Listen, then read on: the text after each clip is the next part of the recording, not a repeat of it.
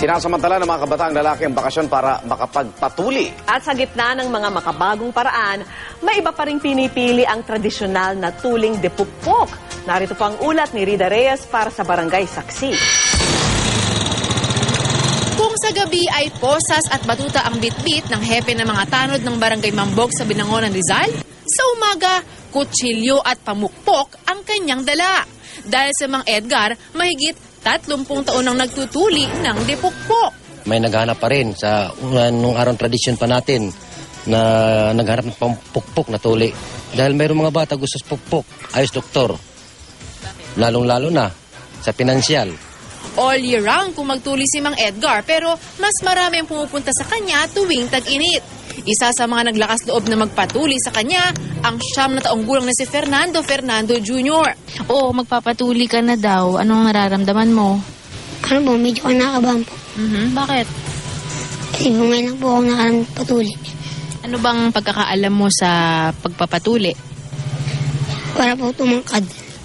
Kasama niya ang kanyang kuya Clinton na kay Mang Edgar din noon nagpatuli. Clinton, nagpatuli ka rin nung 1 taon. So anong pinapaalala mo sa kanya? Para siya mas takot dahil di mo masyadong masakit. Ang kutsilyo, nilagyan na ng alkohol. Pinanguya rin si Junior ng dahon ng bayabas, pangontrahilo raw habang tinutuli. Ilang saglit pa, sinimulan na ang depukpok na pagtutuli. Masaya po. Masakit medyo. Hindi na po ako asarin. Proud, siyempre po, proud. Lahat naman, kailangan matuli mga bata eh. Masisino magulang, totoo sa bata. Wala naman daw masama sa makalumang paraan ng pagtuli, ayon mismo sa Department of Health. Pero paalala sa mga magulang at manunuling depukpok, make sure na yung ginamit parating malinis at bago. Hindi yung ginamit sa'yo, yung panggagamitin doon sa mga sumusunod. Kung may takot ang bata sa pagpapatuli, mainam daw na samahan siya sa doktor o manunuli para ipaliwanag ang prosesong pagdaraanan.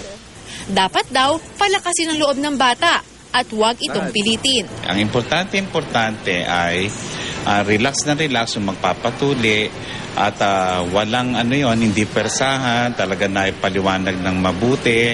At nakahanda yung bata. So, syempre, maluwang yung salawal, hindi makipot, bawal magbisikleta, bawal na uumpog sa may gawing yan, para na sa ganon, magiging maganda ang paghilom. Para sa Barangay Saksi, Rida Reyes, nag-uulat.